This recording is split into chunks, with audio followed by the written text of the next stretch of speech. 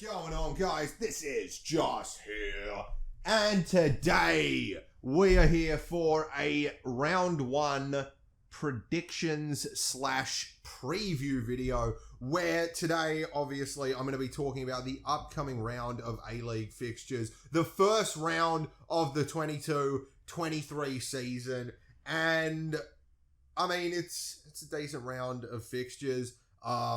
I don't think there's any real overarching tone of the games. Like, there's a lot of shit going on right now.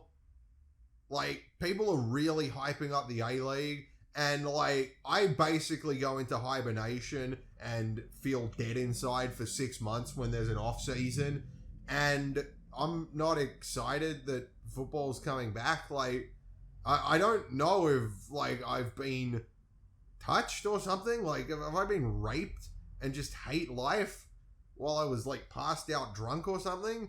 Because like it just, I'm not vibing it. Like, yeah, it's good that football's returning back, but it's kind of hard to, like, I don't know, the last 2 years have just been really shit, and I want to see football in action. Like, and people are just getting hyped about the same shit we were getting hyped for last year and the year before. Like, it just doesn't seem that different, and I feel really weird right now. But we do have some interesting games. Like, I'm very excited to watch the games, but it's not because of like some fucking, oh, I'm a fan of the A-League marketing, and like, I'm a fan of football, and like, these teams interest me. How are they going to do? Am I going to be able to tell who's going to win the league after just this first round of fixtures? I don't know. We're going to find out, but yeah, I'm excited for that. I don't get the whole like, oh my god, this is the season for, like, fucking hell. It's like, I don't know. It feels like fucking paid for bots almost. But yeah, let's just jump into it. We'll start with the first fixture of the week, which is Melbourne City taking on Western United, a grand final rematch, which is going to be very interesting to watch because I think Melbourne City are a significantly better side than Western United at the moment. But obviously the history books at the moment don't say that. They say that Western United beat Melbourne City in the grand final. So they'll be looking to set that record straight, and I think they will. I think Melbourne City have a far better team than Western United. We haven't seen Western's, like, we haven't seen Prijovic the whole off season. He was half of Western United's goals last season. That's a big fucking miss. And as far as I can tell, there's been no public update on what's happening with Prijovic. Like, he's just missing. And there were talks of him going to, like, Poland or something, and that obviously hasn't happened. So I don't know whether he exists or not, but either way, he hasn't played, or like, he hasn't had a proper preseason, and I think it's going to be hard for him to be at his best this match if he does play. So yeah, for me, it's easy Melbourne City. I think there is the possibility for Western to hold them off. Like, I think Western are good defensively, which not a, you know, out there statement. Everyone knows that.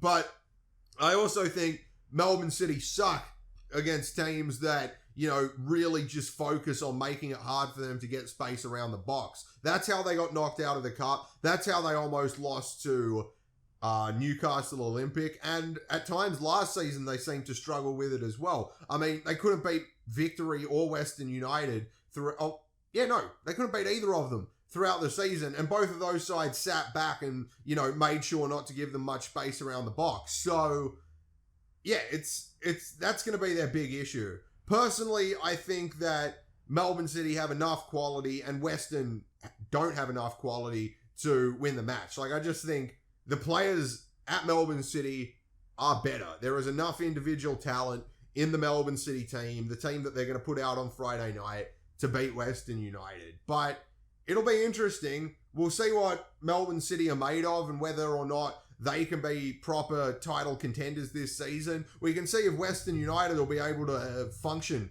without Prijovic up top, or if they'll just be a park the bus fucking nightmare.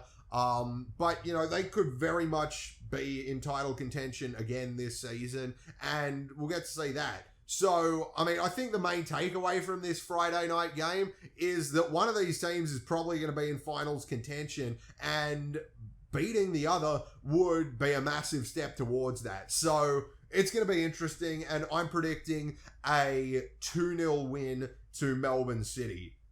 Then we move on to the worst match of the week. Actually, the second worst, but like just based off who's playing and not what time it's at, probably the worst match of the week. Brisbane Roar against Macarthur FC. This fixture sucks. Brisbane have no fans. Macarthur have no fans. It's somehow at the worst stadium. Like, Campbelltown's fucking shit, but Redcliffe is actual A-League hell. Like, if you're a bad A-League fan and die, you go to spiritual Redcliffe for the rest of eternity. And anyone that's been there knows how horrific that sounds. Yeah, this is a fucking terrible matchup, and I'm rather confident that the Australia Cup champions, Macarthur FC, the Bulls FC, will be taking the win. I think that Charlie Austin's good. There's a few exciting attacking players around Brisbane, but by the end of the season, Brisbane will be one of the worst teams in the competition, just statistically, and it'll probably start here. I think Macarthur, they're just a good team. Like, I don't know whether they're good as in, like, they're going to be winning in the A-League, but in terms of the chemistry that they have on the field, they're good. They work. They've got quite a few decent attacking players that can link up with each other. It's nothing special. It's not some liquid football MSN Australian version, but they work together, they try to win games as a team, and they've done a good job of it so far. I mean, mostly they've played NPL sides, but watching them play NPL sides, they have been ruthless against them, and Brisbane lost to an NPL side. So did Sydney. Fuck! But, yeah, I think they'll have Brisbane on Saturday afternoon/night, and I'm going to be predicting 3-1 Macarthur. I think that Brisbane, it's not even a question of whether they can win this game. Maybe it will. I mean, everything's possible in football. Like, when I say I'm writing these teams off, that's just based off what I think. Like, I'm well aware I'm not thinking of every conceivable fucking outcome and picking the best. I'm just making judgments about the team and saying these things. But my judgments could be wrong. Even if they're right, crazy shit happens in football. But I think for Brisbane, they should be happy to be competitive with Macarthur and play some decent football. I think a win's off the cards. And yeah, I'm predicting 3-1 Macarthur. So that's the first Saturday game. And you can really tell that there's a reason why they made that the simultaneous kickoff. Because that is just a game that no A-League fans are interested in. Except for, you know, the 17 fans of both clubs. But and it's clashing with an F3 derby. That's the next game we're going to talk about. I was going to try and like smoothly transition to the F3 derby. No, that shitfest is clashing with an F3 derby, which, despite being the worst derby in the A-League, not counting the distance derby, it's still good, especially when Newcastle go down to Central Coast, because the Mariners usually get a good home attendance. Newcastle get a fucking incredible away attendance. Like, it might well be the longest distance traveled, like, combined. Like, the people from Newcastle probably have to travel, 100 kilometers? And, like, 1,000 people do it. That's, like, probably the most combined supporter distance travel total. Either way, there's a good turnout from both sides when it's at Gosford, and I'm very excited for this match that I'm not going to get to watch because no pubs have fucking Paramount. And even if they did, we'd be marching on the new Allianz by the second half. But either way, it's going to be a good game. And despite predicting Central Coast finishing above Newcastle in my table prediction a week ago, I am going to predict Newcastle will win this game because I think, like we saw last season with Central Coast, they'll get better come the end of the season.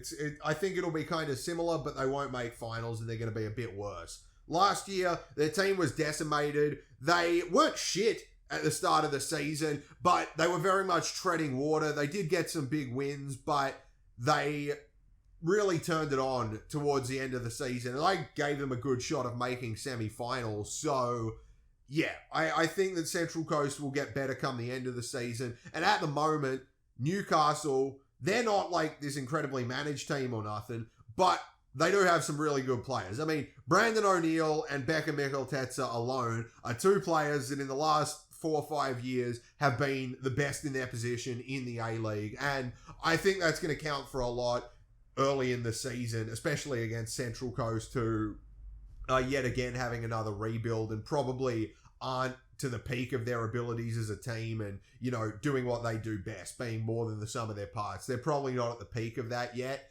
So I'm giving Newcastle a good chance of winning this game. I'm predicting 4-2. I think that it's going to be exciting. I don't think either of these teams are perfect, but they've got some very interesting players. Central Coast, of course, still have like Cummings, and they're probably going to have Quoll as well playing for them. So they do have the talent there to absolutely smash this game, but I just think that Newcastle might be a bit better.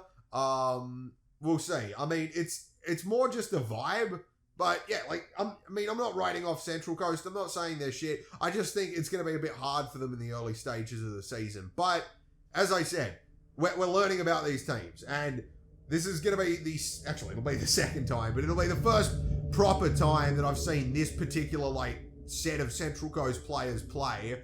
And yeah, I'll have more of an idea of it. But just, you know, based off vibes, based off potentially possible judgments, I think Central Coast will be going down to Newcastle in the F3 derby. Then, talking of rivalries, we have the Big Blue. How fucking funny, and I'm not joking, how fucking funny was that video that Sydney FC put out where the guys, like, you just, like, it looks like Big Blue highlights, but then, like, some fucking impact font comes up on the screen and some fucking retard just goes, "The Big Blue."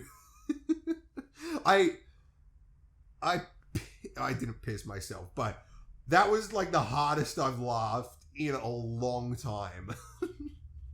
Watching that video, it was fucking hilarious. But I am pumped for this. It looks like a massive match both on and off the field. There's a huge victory away contingent turning out. According to Twitter, there's over 1,000 Melbourne Victory End tickets sold. I imagine the Cove is going to have something completely and utterly massive planned for this match, and it looks like there'll be a total attendance of 30,000 people. So this is massive. This will be the biggest game of the round in terms of eyes on the fixture. It's the prime time free-to-air TV game as well, I think. And for both teams, it's massive because for Victory, they're the favourites this year. They're most likely to win the league. I think everyone would agree, besides Melbourne City fans. Like, that, Melbourne City fans are the only ones that can really craft an argument saying no, Victory will not be winning the league. But yeah, everyone else thinks Victory will win the league, and they've got a very topsy-turvy kind of first 6 games before the World Cup. They've got us, then they've got some shit team, maybe Brisbane, then they got a Melbourne derby, and then they got some shit team, maybe Wanderers, then they got another shit game, and then I think they ended off with Adelaide. I know Sydney, City, and Adelaide, who all want to be title contenders, hopefully Sydney, but Adelaide and City probably will be.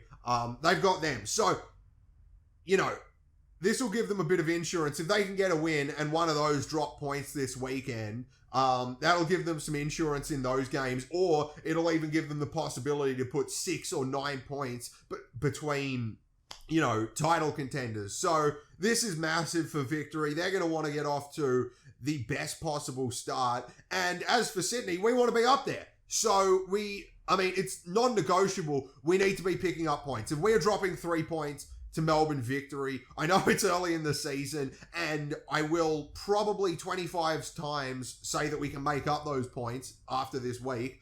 But really, like, it should be the goal to...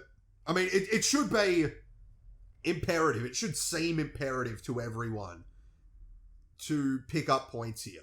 Whether it be 1 or 3, to not lose touch with Melbourne City, at least for one... I mean, Melbourne Victory, maybe even Melbourne City, but Melbourne Victory for one round is huge, and then it gives us something to build off. So, I mean, I feel like both teams and both sets of fans and both sets of players, hopefully as well, will feel like they're playing for massive stakes, and it's going to be interesting on the field because very obviously, I think Victory aren't as obvious favourites as I would suspect, which I think Sportsbet might be retarded, but we'll see. But yeah, Victory, defensively they're strong. Sydney struggle against sides that are defensively strong. Like, if they defend as a unit and Sydney play as we have done for the last 12 months, we lose. It's very fucking simple. But there's a lot of changes coming for Sydney. There's also changes coming for Melbourne Victory. But the changes for Sydney, we're going to get, hopefully, a fully warmed up and fit Joe Lolly, Robert Mack, and Luke Bratton, which, I mean, especially Bratton, if he could just come back into the side and do what he was doing before he got injured, legendary. Fucking amazing. So that would be awesome, as well as Lolly and Mack, because we're going to need those. Otherwise, we're going to be playing like Segachich and Burgess in the wing positions. And then we've also got Rodwell and Parsons, who we don't know how they're going to do. I really don't know. We don't even know what position Rodwell and Parsons are going to fucking play. So, yeah. There's those changes for Sydney. And there's also the potential. They've played a few preseason friendlies. Of course, they didn't let us fucking go to them because, you know, they're not a football club. They're a fucking A-League TV show contestant. But, yeah. We've been doing well in our preseason friendlies. And hopefully that's a sign that, you know, our signings will work. But Melbourne Victory, as I said, they're defensively solid. If Sydney don't change the way we play, if we can't break down Melbourne Victory's solid defense, then, you know, it's going to be tough on us. And they're going to have a lot of attacking depth to hit us on the counter with. I mean, they've still got, what, D'Agostino, Falami, Nani, Ikonomides, and there's probably some other fucking forward that I'm forgetting as well. Like, they've got some great forwards. They've got Brimmer, Brillante, and God knows who else feeding them balls through. They can definitely punish us. They can make the game incredibly difficult on us. But I'm hopeful that as a Sydney fan, I'm hopeful, and I do believe it is possible. I'm not just saying this out of hope. I do believe that it's possible that not only will our new players step up and do what's needed of them, but players like Alfie, players like Ryan Grant, Yazbek, who's been a bit quiet towards the end of last season and in the cup games, Caceres, Burgess. I just feel like all the players in our side could step it up because we know that they've got a level of talent. This is just a fact when talking about Sydney. Like, whether our players are washed or not, putting that aside, we have a level of talent that's up there with the best teams in this league. It's just whether our players can harness it or if they're past their best. So, I reckon it's possible, and I hope we're going to see the best of our players and team on Saturday night. And there's only one prediction you can put in for this game. We need justice. We need to start the new stadium in the most poetic and beautiful way possible. I'm predicting 3-2 Sydney FC with a stoppage time winner. And because it's Sydney, I'll predict the scorer. It's going to be Jack fucking Rodwell that does it. And I would love that because at the moment, I couldn't give a shit about Jack Rodwell. Like, I mean, I don't wish him anything bad, but he really does just seem like a bitter sight to look at in Sydney FC colours. And I don't want to be like that. And I want him, I desperately want him to write himself as a Sydney FC legend day one. I hope it'll happen. He's capable of the magnificent. And yeah, I'm going for 3-2. Jack Rodwell with a stoppage time winner and into the fucking Cove. After this, we sleep. I mean, or do Lions till the morning and then the next day. But I'll probably sleep. And then there's 2 more games. Wellington versus Adelaide United, which for me, discounting the Big Blue, this is the game of the round. It's like the quiet game of the round. It's not a derby. It's not very advertisable for the A-League, but I think if you're a genuine A-League fan, you'd be looking at this game as possibly like the highest matchup on your predicted table, depending on where you put teams and everything. But, I mean, Wellington and Adelaide, they're at least 2 mid-table teams, and they've got just a fucking wealth of attacking talent in both squads. Obviously, Wellington have David Ball as well as their new signings coming in. Costa Barbarouses, the Brazilian guy, the Slovakian guy, somewhere in Eastern Europe. So that'll be interesting. And then Adelaide have got Halloran coming back. They've got Ibasuki, who scored a fucking bicycle kick recently, and Craig Goodwin, who should play as well. So it's going to be interesting. And while they do have good defenses and good midfields and they're capable of playing good football, I just think we're going to see these sides go at each other. Like, I'm not saying they're going to discount defending, but I think there's going to be a priority to play decent or good attacking football this match. And I think we'll see a bit of a goal fest. And when there's a goal fest, Adelaide lose because Adelaide don't be good at scoring goals. Like, they've got good goal scorers, Adelaide. They're just not good as a team at scoring goals. It's been their same problem for like 5 fucking years. Striker after striker, coach after coach. They struggle to break down defenses around the box. And, you know, they'll still score 3 goals. I'm predicting 4-3 to Adelaide. I just think Wellington will outdo them and take a win at home in front of their home fans, and it'll be an awesome sight, whether you're at the game or watching it on TV, because you get Sky coverage, and that's all a boy can want in the opening round of the A-League is some fucking Sky TV. And then after Wellington versus Adelaide, I have got the Formula One Japanese Grand Prix, which I'm looking forward to. I've never seen a race in Suzuka, but unfortunately there is a shit stain on this A-League round that is going to distract me from the Japanese Grand Prix. It is the Western Sydney Wonders taking on Perth Glory, and this is gonna be fucking awful.